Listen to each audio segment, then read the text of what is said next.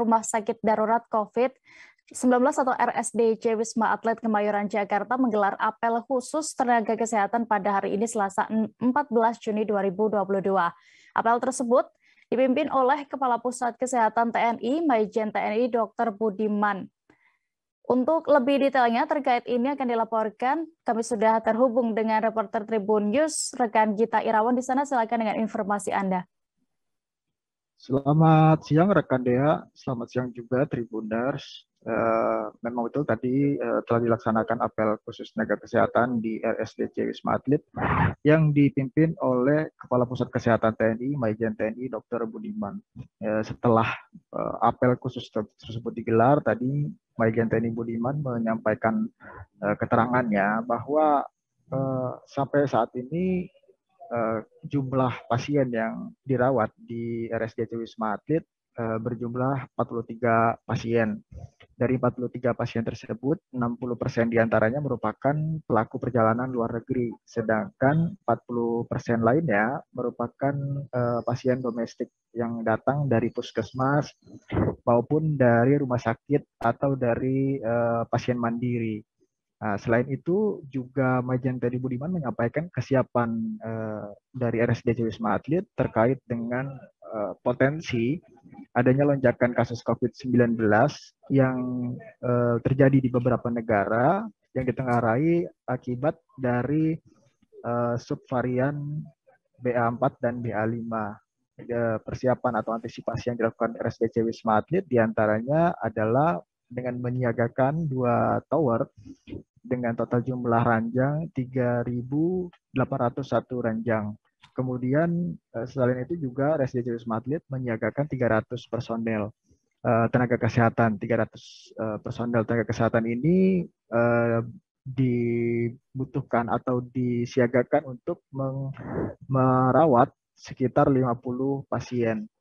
Selain itu juga Majen TNI Budiman memastikan bahwa ketersediaan alat-alat kesehatan, juga obat-obatan, serta APD masih mencukupi di RSDC Wisma Atlet Kemayoran Jakarta.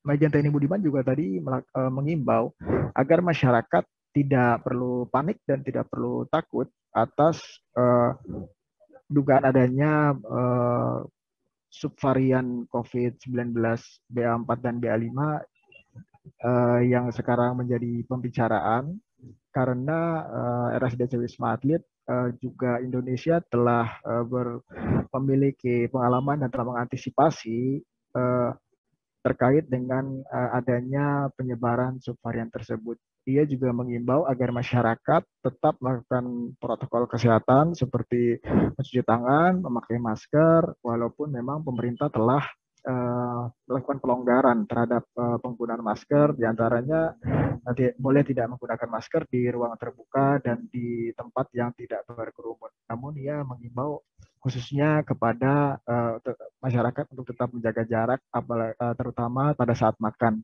Selain itu, Majen TNI Budiman juga mengimbau kepada masyarakat agar melakukan vaksinasi, baik yang belum melakukan vaksinasi dasar maupun vaksinasi booster. Demikian laporan yang bisa saya sampaikan, Dea. Kembali ke studio. Baik, Tribuners, terkait ini juga rekan kita sudah mendapatkan keterangan dari Kepala Pusat Kesehatan TNI, Majen TNI Dr. Budiman. Selengkapnya kami tampilkan. Sebuah yang besar dari pelaku perjalanan. Kita sudah siap, kita sudah menyiapkan tempat tidur. Itu tentu kita antisipasi, kita sudah menyiapkan 2 tower sebetulnya dengan jumlah 3.801 tempat tidur. Tapi ABK kita, anggaran serbuan kerja kita semua kita siapkan untuk 50 dan untuk 100 pasien dulu. Kalau untuk tambah kita akan tambah juga. Intinya tapi saat ini memang aman, semua yang 43 orang itu juga perjalanannya. Pak, dari 43 orang itu ada yang terkonfirmasi subvarian BA4, BA5 nggak? Untuk pemeriksaan BA4 dan BA5 itu saja. Sampai saat ini kita di sini tidak memastikan, harus dikirim ke Balitbangkes. Tapi yang jelas yang konfirmasi positif COVID kita rawat di sini.